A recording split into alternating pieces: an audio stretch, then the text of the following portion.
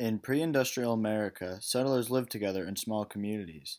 The North had more of a religious impact on its society, which is the main reason why they lived in small towns, which small shops were their main workforce. While the South was made up of mainly large plantations, where religion didn't have that much of an effect on its society, even though they were an ocean apart and had their own governments, their mother country, which was Great Britain, controlled them very much and influenced them in the beginning of this industrial revolution.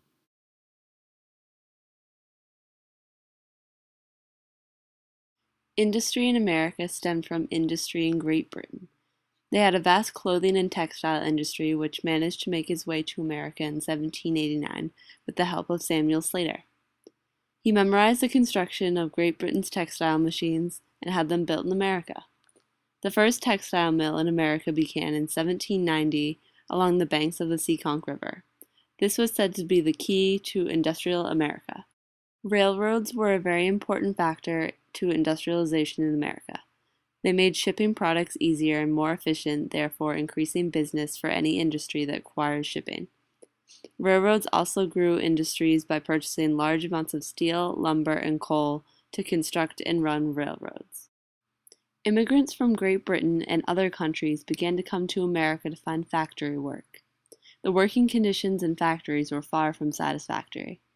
They had to work in dark, dangerous, and cramped spaces with horrible lighting and ventilation. Whole families would have to work under a strict contract and were forced to work unbearably long hours, while only making about $1.50 a week. These conditions caused the formation of unions and strikes.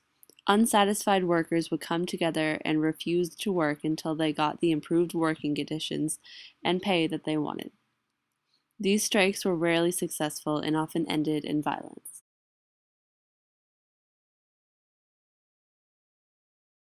Rockefeller's Standard Oil Company and Carnegie's Steel Company were the first American businesses to use the technique of horizontal and vertical integration to grow their businesses.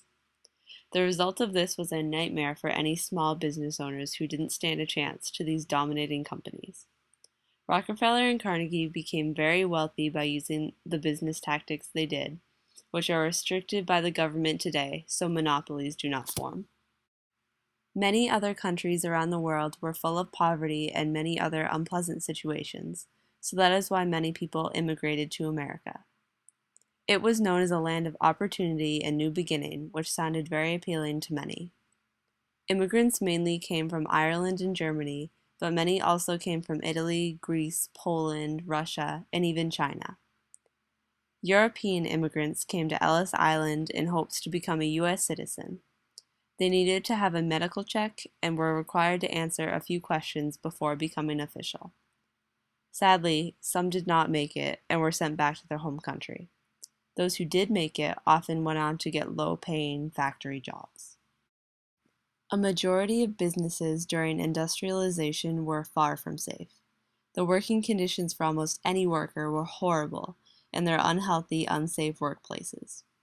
This issue was finally addressed when these secrets were released to the public. Congress passed many acts, including the Meat Inspection Act and the Pure Food and Drug Act, in order to ensure the quality of foods and the health of consumers. The Triangle Waste Company fire was a fatal tragedy in American history. When the fire broke loose, many of the workers were trapped inside the burning building due to the locked exits. Some were forced to jump from the ninth floor to escape. 146 people died, and there were even kids as young as 14 involved.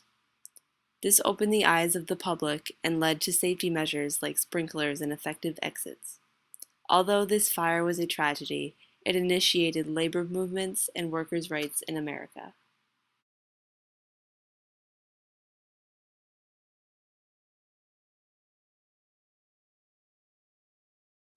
Post-industrial America was filled with new technology, a rising economy, temp jobs, and overall more prosperous times for American citizens. With all the good that came of the post-industrial era, there is still some bad that emerged from the success, such as the movement of jobs in American companies' factories to foreign countries and the constant fluctuation of pay wages. Not to mention the loss of factory jobs that once belonged to American citizens. With this era came a lot of good, but bad things followed not that far behind.